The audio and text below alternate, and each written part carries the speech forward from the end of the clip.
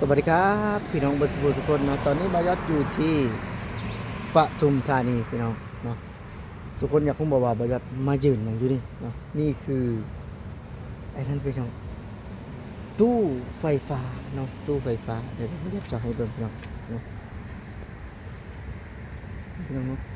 พี่น้องนี่นะอันตรายระวังไฟฟ้าพี่น้องนี่คือเพิ่นเอาสายไฟลงดินนะพี่น้องเนาะซึ่งว่าบยศก็บ่เคยเห็นพี่น้องครั้งแรกก็คืออยู่ในประเทศไทยซึ่งว่าเขตนี้ถือว่าเพิ่นเอาลงดินเบิดพี่น้องเนาะเห็นปะไฟสว่างนะพี่น้องเนาะจะไม่เห็น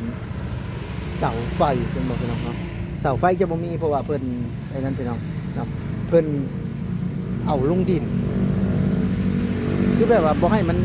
เกะกะหรือว่าแบบว่าอาจจะมีแบบว่าสายมันพันกันอาจจะเห็นให้เกิดภัยไหม้ได้คือคนไทยเป็นมองเห็นรัฐบาลไทยเป็นมองเห็นในจุดนี้จุดที่แบบว่ามีความเสี่ยงที่จะเกิดอัคคีภัยนี่คือประเทศไทยเป็นเพิ่นจะแบบว่าสร้างเนาะสร้างขึ้นมา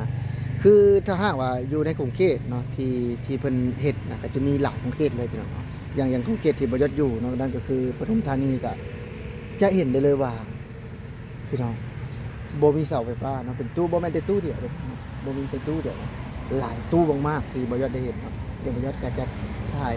ให้ทุกคนได้เบิ่งเนาะเดี๋ยวบ่ยอดจะหันกล้องให้เบิ่งว่า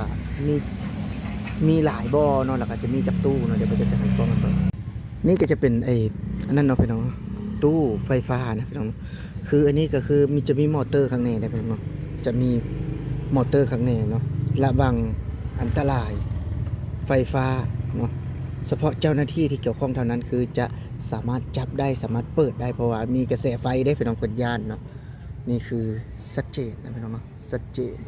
แล้วคือว่าจะถ่ายเบิ่งเนาะจะถ่ายเบิ่งเห็นบ่พี่น้องเนาะเห็นบ่บ่ได้มีเสาไฟฟ้านะพี่น้องเนาะเพราะว่าเพิ่นเอาลงดินพี่น้องเนาะเพิ่นเฮ็ดน่ะเพราะความระมัดระวังถ้าหากว่าบ้านบ่ยอดเฮ็ดได้บ่อยู่ลาวเพิ่นมีโครงการนะแต่บ่ฮู้ว่าจะเฮ็ดได้คือไทยบ่แม่นแต่ตู้เดียวเนี่ยซึ่งว่าตามฟุตบาทเนี่ยเนาะก็จะมีหลายตู้มากๆนะตามฟุตบาทคือสิ่งที่บ่ยอดได้เห็นเลยคือการเอาใจใส่เนาะของการไฟฟ้าแห่งประเทศไทยเนาะเพิ่นจะเน้นสร้างเนาะเน้นพัฒนาคือว่าสุดยอดพี่น้องอยู่ในประเทศไทยนะสุดยอดมากๆแหละเห็นบ่พี่น้องคือจะเรียนกันเลยนะจะเรียนกันเลยพี่น้องนี่ก็เป็นอีกตู้หนึ่งนะพี่น้องเนาะเป็นอีกตู้หนึ่งพี่น้องเห็นป่ะเนาะนี่คือตู้ไฟฟ้านะพี่น้องตู้ไฟฟ้าโอ้โหพี่น้องอันนี้สองตู้เรียนกันนะพี่น้องนี่คือสองตู้เรียนกันเลยเนาะเรียนกันเลยนี่ระวังอันตรายไฟฟ้าพี่น้องโอ้พี่น้องเนาะคือประเทศไทยนะเพิ่นเฮ็ดอย่างเพิ่นก็จะเฮ็ดแท้เฮ็ดจริงพี่น้องจะเฮ็ดแท้เฮ็ดจริงแบบว่าเฮ็ดด้วยสมองเนาะมีเงินอย่างเดียวสร้างบ่ได้คือบ่ได้เว้าแหละเพิ่นไปเบิ่งเอาอยู่ในแนวทางของต่างประเทศนะพี่น้องเนาะแล้วเพิ่นก็มาเบิ่งแนวทางอยู่ต่างประเทศแล้วเพิ่นก็จะมาสร้างพี่น้องเนาะมาสร้างมาพัฒนานี่คือประเทศไทยเพิ่นจะเน้นสร้างเน้นพัฒนาคือจังบ่จอดเว้าในหลายๆคลิปเนาะพี่น้องเนาะคืออยู่ในประเทศไทยนี่บ่จอดจะเห็นได้หลายๆอย่างเนาะพี่น้องเนาะเฮ็ดได้หลายๆอย่างสิ่งที่บ่เคยเห็นเนาะเฮาก็ได้มาเห็นมาได้สัมผัสอยู่ในประเทศไทยแต่บ่จอดเว้าได้เลยว่าถ้าหากบ่ได้มาประเทศไทยคือจะบ่ได้เห็นสิ่งดีๆแล้วนี่เนาะสิ่งที่มีความเจริญสิ่งที่สามารถตอบโจทย์ได้สำหรับคนบ้านนอกบ่ยอดนี่บ่ยอดแปลกใจนะแต่บ่ฮู้ว่าคนไทยเพิ่นก็เฉยๆอ่ะคือว่าเห็นตลอดเห็นซุมื้อเนาะแต่ว่าคนลาวนี่บ่ยอดเชื่อได้เลยว่าต้องว้าวต้องประทับใจเนาะเห็นบ่ต้องมีจุดว้าวนี่คือตู้เนาะตู้ไฟฟ้าเนาะเอาลงดินพี่น้องเอาลงดินเนาะนี่คือประเทศไทยนะพี่น้องเนาะนี่คือประเทศไทยคือจังบ่ยอดเนาะได้สัมผัสได้เห็นนะพี่น้องเนาะอยู่ในประเทศไทยเพิ่นจะสร้างเนาะคือตู้เนาะพี่น้องเนาะเพิ่นจะสร้างคือเอาสายไฟลงไปเนาะก็จะมีอันนั้นข้างในนะพี่น้องเนาะจะมีไอ้ตัวเลขเนาะตัวเลขข้างในนะที่อยู่ข้างในนี่จะมีตัวเลขอย่างชัดเจนเนาะเพิ่นจะสร้างเน้นพัฒนาเนาะพี่น้อง คือว่าจะบ่ให้มีเสาไฟฟ้าแล้วก็มีสายไฟระยงระยานเนาะเพิ่นจะเอาลงดินจนหมดเนาะถ้าเอาขึ้นแต่เสาใหญ่เนาะมีเสาที่ใหญ่ๆแล้วก็อาจจะ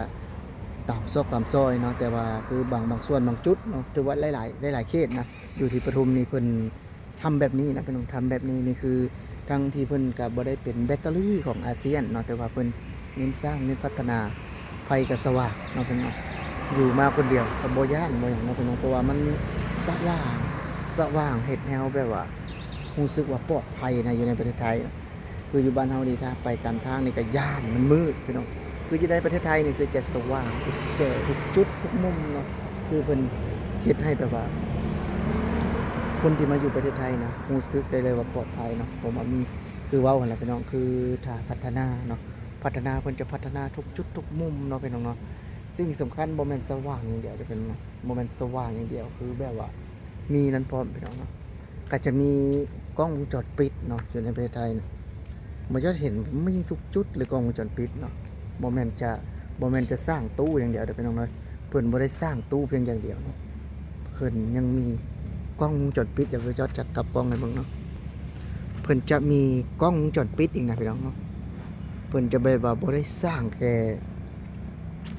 ตู้เดี๋ยวพี่น้องทุกจุดเห็นบ่พี่น้องมีไฟแสงสว่างแล้วก็ต้องมีไอ้